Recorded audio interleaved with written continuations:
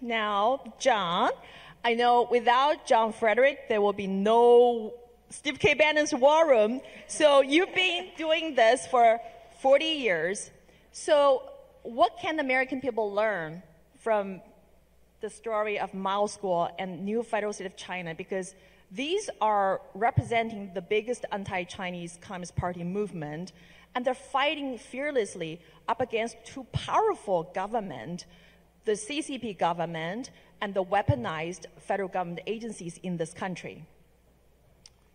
Well, first of all, Nicole, before we go there, I want to thank you for what you're doing.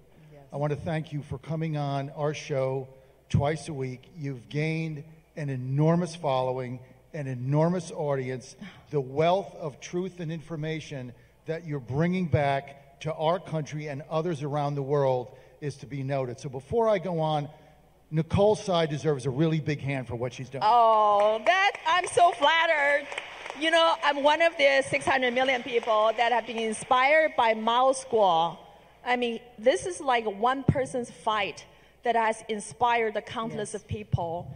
And you're going to see a lot of people, you know, stepping forward to tell the truth. So thank you for standing with this. Well, one person with courage like yourself makes a movement. And the parallel here is very simple. Our liberty and freedom in America is hanging by the thinnest of threads right now. And where you are right now in this meeting, if we don't do something and understand what the Chinese people have been up against, in 10 years, we're going to be just like you, with no freedoms, with 100% surveillance, with nothing to be able to do, and we're going to have meetings like these with Free America. That's how close this country is to going down the tubes. Yeah, absolutely. And this is exactly Mao School, the leader and founder of our movement. He's been always emphasizing that we're not asking any help or money from the United States of America.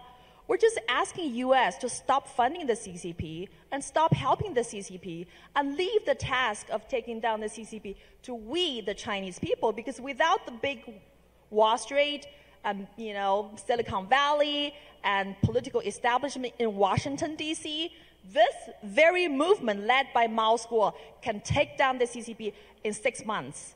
Well, Nicole, the problem is we're not going to do that. That's why we're here. That's why you're all here today. That's why we do this. Because right now, our country is so financially compromised by the CCP, it's absolutely frightening. It's the biggest unholy alliance of our time between Wall Street, gangster, bankster, sellout, so-called Republicans, chambers of commerce, and everything else that want cheap labor. They don't care if it's slave labor. If they can make another $150,000 of a bonus at the quarter, they'll sell us down the river. Yeah. That's part of the unholy alliance that we're dealing with amongst many Republicans. And then the other problem we've got with the Democrats is they don't care because they know it's power. They know the CCP is going to do whatever they can to keep them in control, whether it's releasing a virus or doing anything else. Because as long as the Democrats have control, basically what I call them now is Communist Party USA, as long as they have power, they don't care what happens. We've also got a president who is financially compromised, and his son. That's how bad this is right now. Yeah.